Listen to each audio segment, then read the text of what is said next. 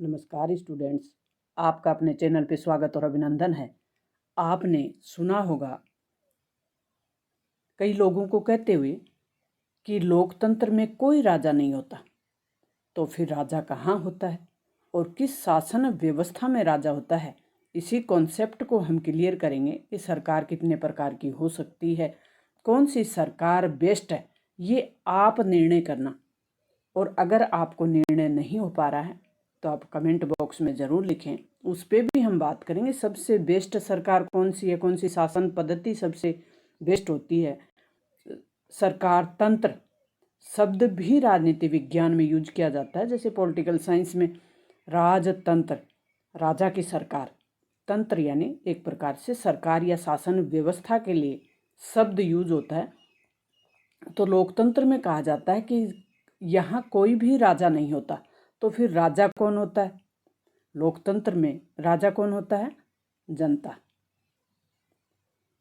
जनता के पास ही अंतिम शक्ति होती है। जनता की चुनी हुई सरकार शासन करती है। तो यहाँ कोई भी राजा नहीं है, कानून के अनुसार शासन चलता है और यहाँ शासक कौन हो गया? जनता। तो फिर हम सरकारों की बात करेंगे कि सरकार है वो क्या है। तो राज्य की इच्छाओं को क्रियान्वित करने वाला एक अभिकरण है, या कहें कि एक मशीन है जो राज्य की इच्छाओं को क्रियान्वित करती है।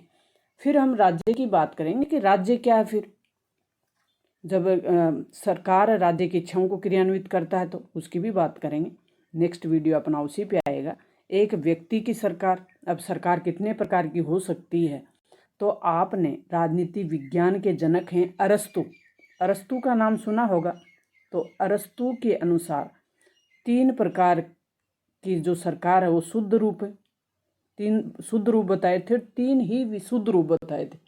अरस्तु का कहना था कि कोई भी व्यक्ति है वो किस उद्देश्य से शासन कर रहा है, उसका उद्देश्य क्या है शासक का, और उसमें संख्या क्या है, उद्देश्य क्या है और संख्या क्या है, इसी के आधार पे, जैसे संख्या 1 हुई और उद्देश्य अच्छा है तो वो हो गया राजतंत्र, एक व्यक्ति का शासन। एक व्यक्ति का शासन है और संख्या कितनी है? 1, और उद्देश्य क्या है? अच्छा, तो वो हो गया राजतंत्र। लेकिन अगर इसका उद्देश्य सही नहीं होगा तो उसका रूप है वो विकृत हो जाएगा और वो कौन सा बन जाएगा? निरंकुश तंत्र। तो निरंकुश तंत्र यानी जिस पर किसी प्रकार का अंकुश नहीं हो। कई कॉन्सेप्ट में साथ साथ क्लियर कराती जाऊंगी, क्योंकि मेरा जो उद्देश्य है वो ये होता है कि आप जो भी आप सुने वो कॉन्सेप्ट आपके क्लियर होते जाएं और व्यूवर्स को ज़्यादा से ज़्यादा समझ में आ जाए। तो राजतंत्र यानी इसमें शासन की जो सत्ता होती है उसका सर्वा राजा होता है और राजा वंशानुगत व्यक्ति होता है।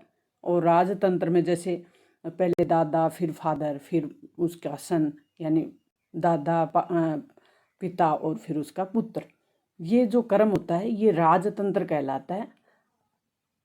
फिर जो इसका विकृत रूप है एक व्यक्ति का शासन, उसका विकृत रूप है निरंकुश तंत्र, यानी जिसपे किसी प्रकार का अंकुश नहीं हो। वर्तमान में इसको कहते हैं अधिनायक तंत्र। और अधिनायक तंत्र को दूसरा नाम है वो तानाशाही भी है, वो सर्वाधिकारवाद भी है। अगर वाद की बात करें तो सर्वाधिकारवाद,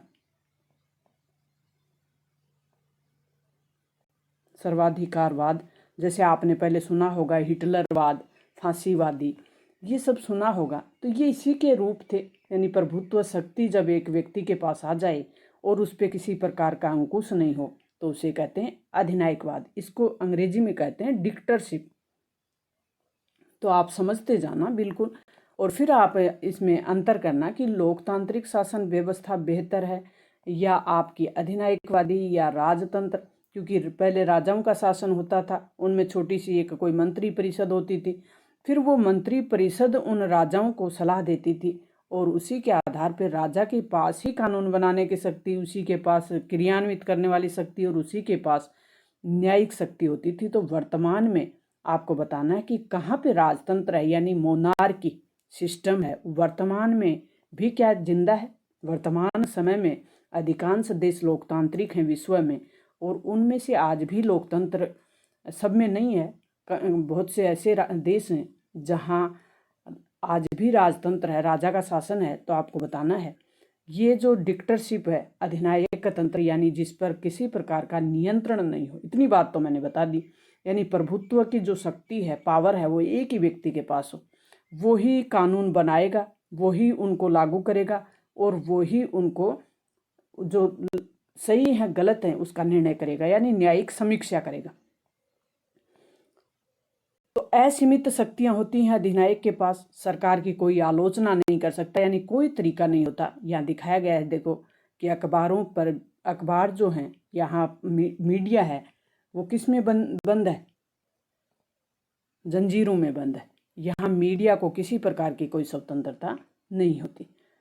अब नेक्स्ट जो है, यानी असीमित शक्तियाँ होती हैं, राजा कुछ भी, यहाँ अधिनायक शासक है वो कुछ भी निर्णय ले सकता है, सरकार पर किसी प्रकार का नियंत्रण नहीं होता, उसी के पास तीनों प्रकार की शक्तियाँ होती। कुलीन तंत्र, कुलीन तंत्र लोकतंत्र से कुछ कम तर मान सकते हैं इसको, लोकतंत्र नहीं है क्योंकि इसमें ओलीगैरेसी इसको कहते हैं इंग्लिश में। और ओलीगैरेसी में की जो व्यवस्था है, इसमें उच्च कुल के लोग माने या कुछ समाज के श्रेष्ठ लोग हैं वो जब शासन चलाएं तो उसे कहते हैं कुलीन तंत्र। नेक्स्ट जो लोक सरकार का अपना रूप है, शासन तंत्र का जो रूप है वो है लोकतंत्र। और लोकतंत्र का लगभग अर्थ है वो आपको पता है, इस इंग्लिश में इसे डेमोक्रेसी कहते हैं। डेमो और क्रेसी दो लैटिन भाषा के शब्दों से बना है ये डेमोक्रेसी, जिसमें जनता का शासन, शासन व्यवस्था है वो जनता के द्वारा, और जनता की चुनी हुई सरकार है वो जनता के हित में काम करती है। इतना तो हमको पता है, लोकतांत्रिक सरकार में जनता को समानता, स्वतंत्रता और अधिकार प्राप्त होते हैं और एक निश्चित समय के बाद लोकतांत्रिक सरकार को चुनाव द्वारा बदला जा सकता है, ये भी महत्वपूर्ण है इसमें। और लोकतांत्रिक सरकार है उसमें सत्ता पक्ष और विपक्ष दोनों का ही बड़ा महत्व है। लोकतांत्रिक सरकार जनता के हित में कार्य न करे तो विपक्ष सरकार के कार्यों की क्या करेगा, आलोचना करेगा। और ऊपर के जो सिस्टम हमने देखा है, अधिनायक तंत्र और जो राजतंत्र है, वहाँ ऐसा नहीं हो सकता। तो वहाँ लोगों के अधिकार भी नहीं होंगे, वहाँ समानता भी नहीं होगी, वहाँ स्वतंत्रता भी नहीं होगी। ये तो हम अंदाज़ा लगा सकते हैं कि वहाँ लोगों के लिए कोई मांग नहीं होगी, ना समानता की मांग होगी, ना स्वतंत्रता की होगी, ना अधिकारों की होगी। और ये सब लोकतांत्रिक सरकार में ही संभव है। अब कुलीन तंत्र में भी थोड़ा संभव है, लेकिन कुलीन तंत्र में एक जो श्रेष्ठ वर्ग होगा, श्रेष्ठ कुल के जो लोग होंगे, उसके अंडर में वो शासन व्यवस्था होगी। तो सुना भी जा सकता है, नहीं भी सुना जा सकता। अगर वो तानाशाह हो जाए, कुछ लोग हैं, कुछ ही लोगों के पास सत्ता हो तो तानाशाह हो सकते हैं, आलोचना करना, लेकिन गैर लोकतांत्रिक सरकारों में ऐसा संभव नहीं है।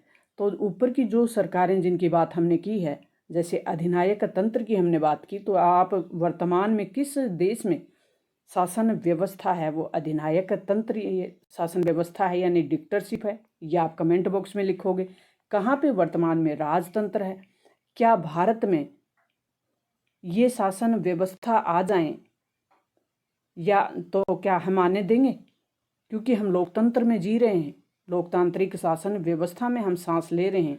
हमारे जो नेतृत्व रहे हैं अब तक, वो प्रधानमंत्री पंडित जवाहरलाल नेहरू से लेकर वर्तमान तक का जो सिस्टम रहा है शासन व्यवस्था में, वो लोकतांत्रिक रहा है। तो क्या हम इस प्रकार की शासन व्यवस्था को सहन कर पाएंगे?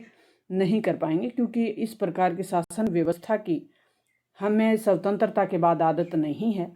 तो हम इस प्रकार की शासन व्यवस्था नहीं चाहते, हम लोकतंत्र चाहते हैं और लोकतंत्र को भी विकसित करना चाहते हैं। तो क्या लोकतंत्र को और अधिक विकसित करने के लिए जनता को जागरूक होना, जनता को शिक्षित होना ज़रूरी है, क्योंकि जब तक उनको लोकतंत्र का पता ही नहीं होगा, सरकार कैसे चलती है, कानून कैसे बनते हैं, जन सहभागिता क्या होती है, चुनाव में सहभागिता कैसे की जाती है, सही सरकार कैसे चुनी जाती है, ये पता होना बहुत ज़रूरी है। तो लोकतंत्र में आपको राजनीति विज्ञान पढ़ना इसीलिए ज़रूरी है। आप राजनीति विज्ञान में करियर बनाएं तो बहुत अच्छी बात है। आपको करियर बनाना है तो कमेंट बॉक्स में ज़रूर लिखें, उसके बारे में भी आपको सलाह दे दी जाएगी। आपके जो भी विचार हों वो कमेंट बॉक्स में लिखें। तो राजनीति विज्ञान में कौन कौन से करियर ऑप्शन हैं उसके बारे में बात करेंगे, आपको सलाह दी जाएगी ज़रूर। तो मिलते हैं नेक्स्ट और महत्वपूर्ण जानकारी के साथ। तब तक ऑल द बेस्ट, थैंक्स।